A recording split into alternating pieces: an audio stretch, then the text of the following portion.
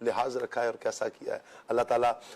سیدی اعلیٰ حضرت امام اہل سنت کی تربت پر، آپ کے مزار پر اپنی کروڑہ رحمتیں نازل فرمائے۔ ریحان بھائی، نبی مکرم صلی اللہ علیہ وسلم کی شان،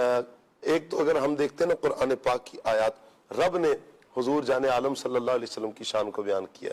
اچھا، صحابہ کرام نے شانوں کو بیان کیا، رب نے اپنی قدرت کا شاہکار بنا کر بھیجا، صحابہ کرام نے دیکھا کہ یہ رب کی قدرت کے بہترین شاہکار ہیں، کیا شانیں اللہ تعالیٰ نے عطا کی ہیں، معجزات دے کے، کمالات دے کے۔ ایک ہے کہ خود نبی مکرم صلی اللہ علیہ وسلم نے خود اپنی شان کو بیان کیا ہے، خود حضور نے بتایا کہ میں کون ہوں۔ حضور نے جو خود اپنی شانوں کو بیان فرمایا، اس حوالے سے کچھ ارشاد فرمائیں۔ الحمدللہ رب العالمین والصلاة والسلام علی سید الانبیاء والمرسلین۔ اللہ تبارک و تعالی نے تو نبی پاک صلی اللہ تعالی علیہ وسلم کی بے شمار فضیلتوں کو بیان کیا، شان کو بیان کیا، لیکن نبی پاک صلی اللہ تعالی علیہ وسلم نے بھی خود ہی اپنی شان، اپنی عظمت، اپنی فضیلت کو اس انداز میں بیان کیا ہے کہ ایک مقام پر نبی پاک صلی اللہ تعالی علیہ وسلم نے ارشاد فرمایا کہ جب بروز قیامت کا دن ہوگا تو اس وقت میں اولاد آدم کا سردار ہوں گا، اور پھر آخر میں اس حدیث مبارکہ کے اندر نبی پاک صلی اللہ تعالی علیہ وسلم نے ارشاد فرمایا کہ ولا فخر، یعنی مجھے اس پر فخر نہیں ہے، یعنی کوئی یہ نہ سمجھے کہ بہت بڑی بات یعنی اس انداز میں کہا ہے کہ مجھے اس بات پر فخر ہے، بلکہ نبی پاک صلی اللہ تعالی علیہ وسلم نے اس بات کو جو بیان فرمایا تو فرمایا کہ یہ عاجزی کرتے ہوئے، انکساری کرتے ہوئے کہ اللہ تبارک و تعالی نے یہ شان، یہ عظیمت، یہ برکت، یہ فضیلت مجھے عطا فرمائی ہے کہ کل بروز قیامت میں جہاں پر موجود ہوں گا وہاں تمام انبیاء کرام علیہم السلام میرے جھنڈے کے سائے تلے وہاں پر کھڑے ہوں گے۔ اور پھر اسی طریقے سے ایک اور مقام پر نبی پاک صلی اللہ تعالی علیہ وسلم نے بیان فرمایا کہ اس واقعے کو برادر اعلیٰ حضرت نے اس انداز میں بھی بیان فرمایا ہے کہ کہیں گے اور نبی اذهبوا الی غیری، میرے حضور کے لب پر انا لہا ہوگا، یعنی تمام انبیاء کرام علیہم السلام کے پاس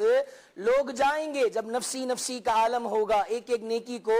ترس رہے ہوں گے، حضرت آدم علیہ السلام کے پاس، حضرت لوط علیہ السلام کے پاس، حضرت عیسیٰ علیہ السلام کے پاس، لیکن سب اس دن یہی کہیں گے کہ وہ جو نبی ہیں ان کے پاس جائیں، وہ آج مدد کریں گے، اور جب میرے اور آپ کے اذهبوا الی غیری، کسی اور کے پاس جائیں، یعنی کسی اور کی طرف جائیں، کسی اور کی طرف۔ اور پھر جب پیارے آقا، یہ تو عیسیٰ علیہ السلام کی شان ہے نا کہ عیسیٰ علیہ السلام آپ فرمائیں گے کہ اذهبوا الی غیری، لیکن پھر وہ دربار بھی بتائیں گے، وہ راستہ بھی بتائیں گے، وہ جگہ بھی بتائیں گے کہ کن کے دربار میں جائیں، کن کے پاس حاضر ہو، کن کی شان ہے کہ وَأَمَّا السَّائِلَ فَلَا تَنْهَرْ، وہاں سے تو کوئی خالی ہاتھ لوٹتا ہی نہیں ہے۔ بالکل۔ اب پیارے آقا صلی اللہ تعالی علیہ وسلم کے پاس جب گناہگار امتی جائیں گے تو پھر پیارے آقا صلی اللہ تعالی علیہ وسلم کے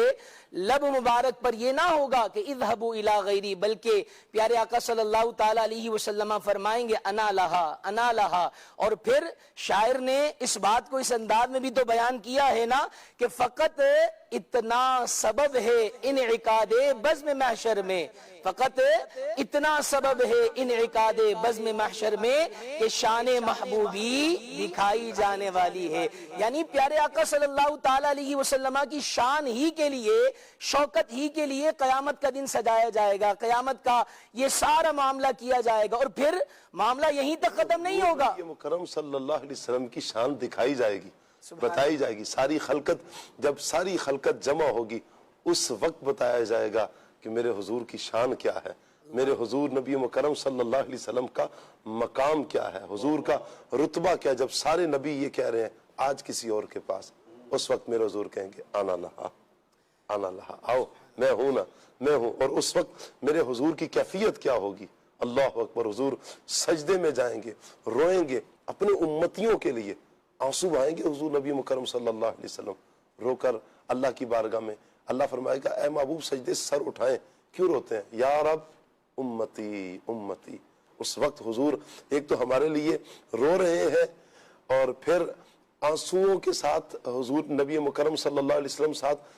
الفاظ کیا ہیں؟ یا رب امتی، یا اللہ میری امت۔ میرے حضور فرماتے ہیں اللہ تعالیٰ نے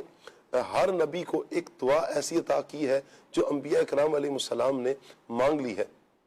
حضور کہتے ہیں مجھے بھی وہ دی گئی، میں نے وہ تمہارے لیے کل قیامت تک کے لیے سنبھال کے رکھی ہے، قیامت کے دن وہ رب سے مانگوں گا۔ اور وہ کیا ہے کہ جب تک محبوب کی ساری امت بخشی نہ جائے، حضور تو راضی نہیں ہے نا، حضور کی رضا کس میں ہے؟ میری ساری امت بخشی جائے۔ سبحان اللہ، شان محبوبی دکھائی جانے والی، شان محبوبی جب دکھائی جائے گی، اپنے گناہ گار امتیوں کو پیارے آقا صلی اللہ تعالیٰ علیہ وسلم لے کر جائیں گے، سجدے میں گر جائیں گے، سجدے میں جب جائیں گے کہیں گے کیا؟ یا رب امتی، یا رب امتی، یعنی اے رب میری امت، میری امت۔ پھر ایک غیب سے ندا آئے گی، صدا آئے گی کہ اے محبوب اپنا سر مبارک اٹھائیے، سوال کیجئے، جو سوال کریں گے آپ کا سوال پورا کیا جائے گا۔ پھر شفاعت مانگی جائے گی، امت کے حوالے سے شفاعت قبول کر دی جائے گی۔ اور پھر پیارے آقا صلی اللہ تعالیٰ علیہ وسلم کی فضیلت، شان یہیں تک نہیں، پھر آگے ایک اور حدیث مبارکہ ہے کہ جب شفاعت کا مژدہ سنا دیا جائے گا، جب امتیوں کو جنت کی طرف لے جایا جائے گا، جب جنت کے دروازے پر جائیں گے، دستک دی جائے گی، جب دستک دی جائے گی تو پھر کیا کہا جائے گا؟ آگے سے اندر سے دربان آواز دے گا، کون؟ محمد صلی اللہ تعالیٰ علیہ وسلم۔ تو پھر اندر سے یہی آواز آئے گی، جی ہاں ہمیں بھی یہی حکم دیا گیا ہے کہ جب تک محمد مصطفیٰ صلی اللہ تعالیٰ علیہ وسلم آ نہ جائیں اس وقت تک دروازہ نہیں کھولا جائے گا۔ تو اس انداز میں نبی پاک صلی اللہ تعالیٰ علیہ وسلم نے اپنی شان، اپنی عظمت کو بیان کیا ہے۔ اور ایک اور حدیث مبارکہ میں نبی پاک صلی اللہ تعالیٰ علیہ وسلم نے ارشاد فرمایا کہ اعطیت الشفاعت، کہ اللہ تبارک و تعالیٰ نے مجھے شفاعت عطا فرمائی ہے، یعنی جو سب سے پہلے شفاعت کا اذن ہوگا، جو شفاعت اللہ کی بارگاہ میں کروائیں گے، وہ کوئی اور ہستی نہیں بلکہ میرے اور آپ کے پیارے آقا، لجپال آقا، کریم آقا صلی اللہ تعالیٰ علیہ وسلم کی ذات مبارکہ ہوگی۔ کیا بات ہے، کیا بات ہے، نبی مکرم صلی اللہ تعالیٰ علیہ وسلم کی شان و عظمت کی۔ اچھا نقیب بھائی، یہاں ایک بات مجھے